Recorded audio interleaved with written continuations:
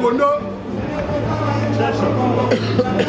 La seule fois qu'on fait sa binoté, ce qui est ça, Malo, on va faire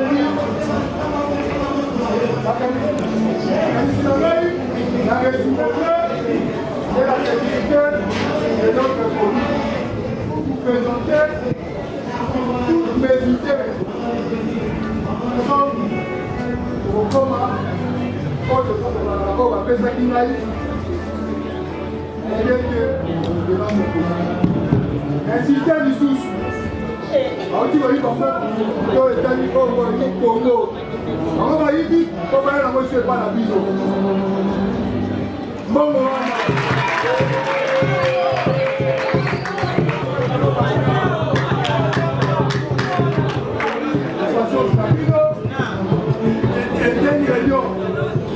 ma candidature, tant voulu, et pas la ville en moko.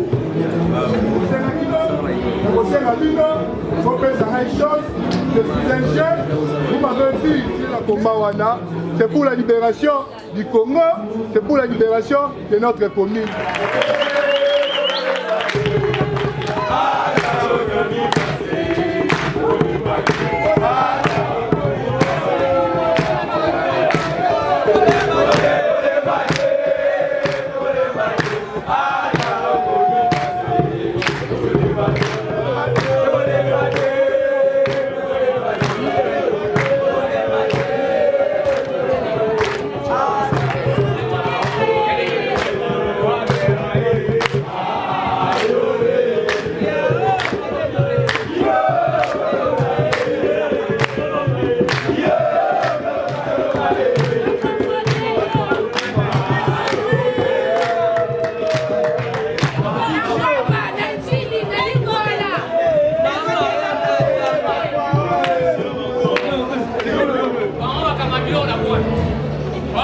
Atombola.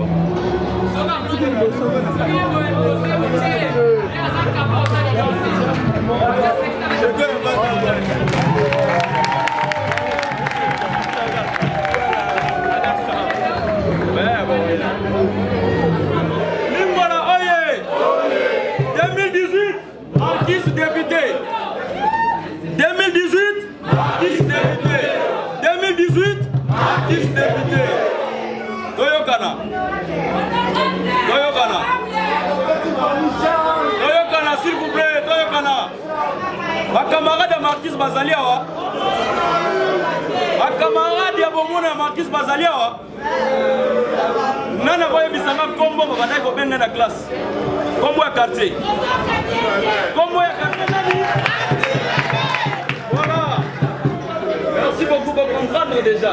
Ça veut dire depuis si on a la ligne qui est dans mon poussé. Bandeko. Ma sécurité. Ma sécurité.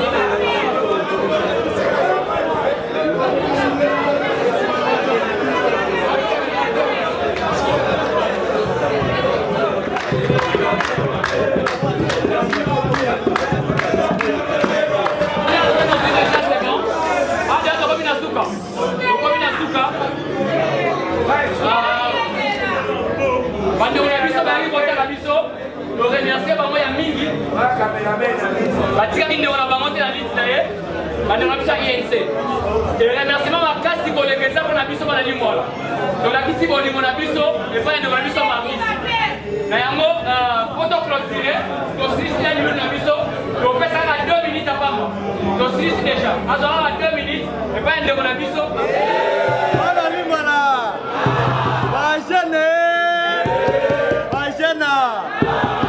vraiment merci nga naza na esengo mpona kopesanga maloba ya clôture non seulement nazali jeune lokola Marquis Lokondo oyo tozosala na élite mais naza mpe jeune oyo alala na immeuble oyo omoni chambo mwinde epela nga na vandawa donc nayebi vraiment kabalo oyo bien mpona koclôturer na koremercier bayaya na koremercier bagrand frère na biso nyonso ebele oyo namoni awa message na ngai ya suki eza nini ke lelo tosali prise de contact mais à travers organisation ya lelo nde tokosala bagroupe ndenge nini esalamaka toyebi ke bavie oyo bazali bagrand frère na biso comment baoki kozala organise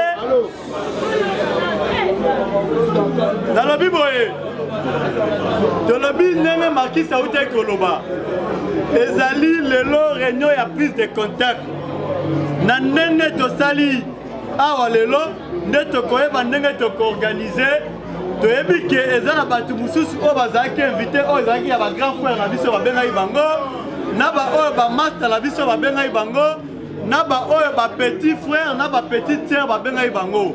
Ça veut dire tokosorganize na bagroupe par rapport ya ndenge wana totelema totika distraction bana lingwala totika distraction soki se soutenir entre biso na biso soki totiki makambo oyo bayebisi biso ya bavie ya bapolo ya bat-shirt le plus important ezali tozalaka entre biso ensemble na yango tokosenga na batu tokozonga na bandaku na kimia na calme nyonso vraiment na ndenge na biso ya kimia na famille. Merci beaucoup.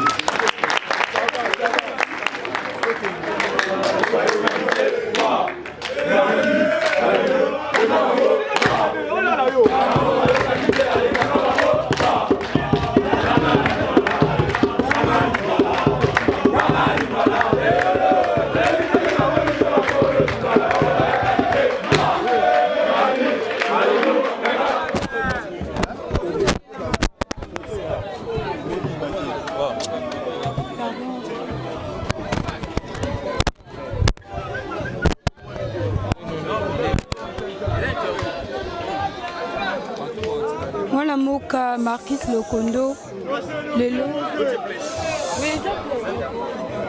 mwana mboka Marquis Lokondo bato ebele na nsima na wa na lingwala balandi baolanda bakoki koyeba eza nini. Merci na mutuna na yo ndeko ya journaliste ya liboso na ko remercier bandeko na ngai ya basi pe mibali bana lingwala de répondre à cette invitation. Ezalaka esengo mingi kokutana entre bandeko balakisi bolingo na bango ya mibale eza ya ko féliciter mokonzi na ngai ya kombo honorable président Vital Kamerhe o azopesa chance na ba jeune. Ya remercier pe bakonzi na biso nyonso ya parti honorable Mayo Mambeke pour ne pas citer tout le monde.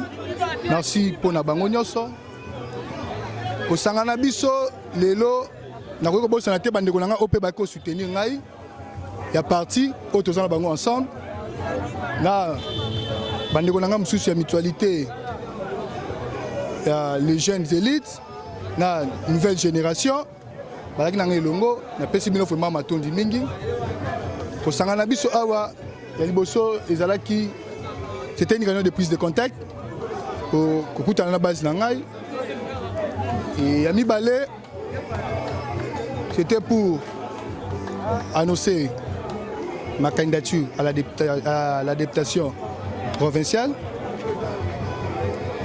Et en quelques mots, nous avons essayé ya koloba makambo etali lingwala nini tozokanisa na nini tokoki kosala. Mwana mboka Marquis Lokondo lingwala eza na siège moko na provincial ozobanga te banzoko ebele bakozala mpona kowelela kiti yango. Ndeko la journaliste yo moko uti ozala awa omoni bato nyonso bazali bauti vient de partout, c'est-à-dire lingwala a 8 quartiers bauti na 8 quartiers et oyo esalemi awa bala lingwala balobi tokotambola nayo elongo.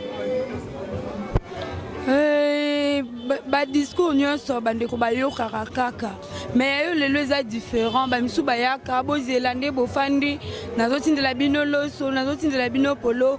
Pourquoi yo ye na discours mosusu?